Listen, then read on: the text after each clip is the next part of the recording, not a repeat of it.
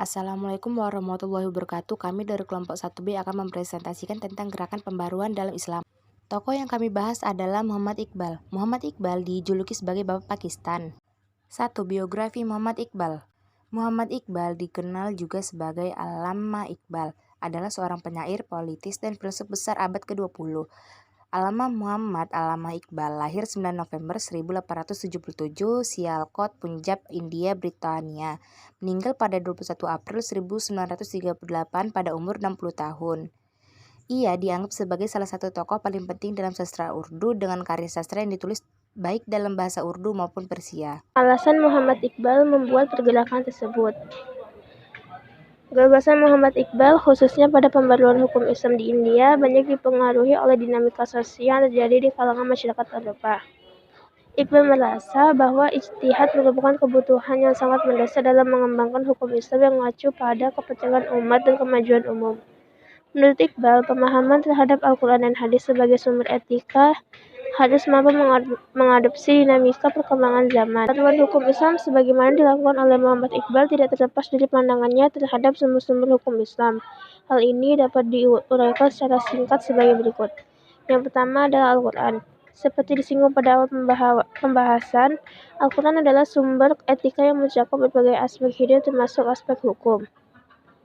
Hanya memuat prinsip-prinsip dasar yang memungkinkan untuk dikembangkan pada berbagai perubahan yang terjadi sepanjang sejarah manusia. Yang kedua adalah Al-Hadis. Kajian Iqbal terhadap hadis didasarkan pada situasi dan kondisi masyarakat yang berkembang pada waktu itu. Pandangan ini dikembangkan beliau di tengah tarik ulur kedudukan hadis sebagai sumber hukum antara umat Islam di suatu pihak dan kaum orientalis di lain pihak yang sampai hari ini masih terus berlangsung. 3. Pengaruh dan hal-hal penting dari pergerakan tersebut.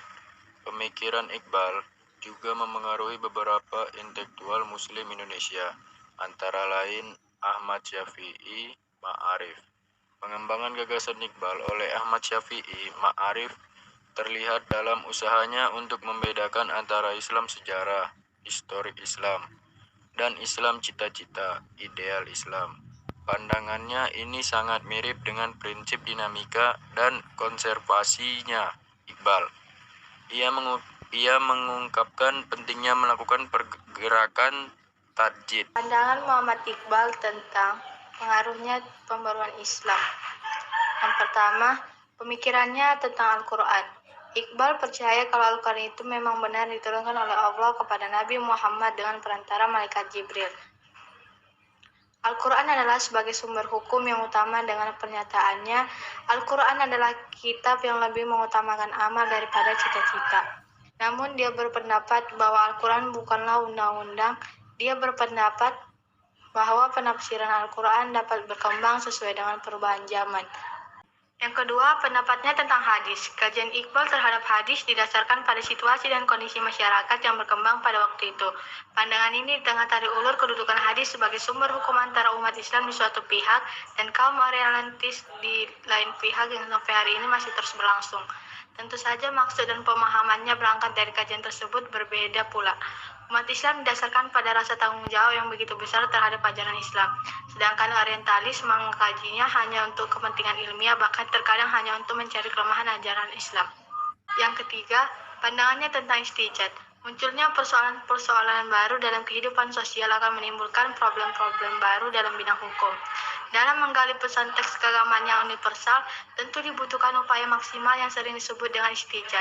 Istijad itu sendiri mengalami pasang surut, bahkan istijad mengalami stagnasi selama 500 tahun.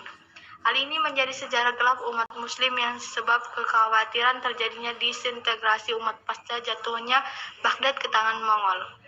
5. Karya Muhammad Iqbal. Adapun karya Muhammad Iqbal yaitu karya utama Sir Muhammad Iqbal di tahun 1903 yang berjudul The Reconstruction of Religious Thought in Islam atau Pembangunan Kembali Pemikiran Keagamaan dalam Islam. 2. Ilm al-Iqtiqad.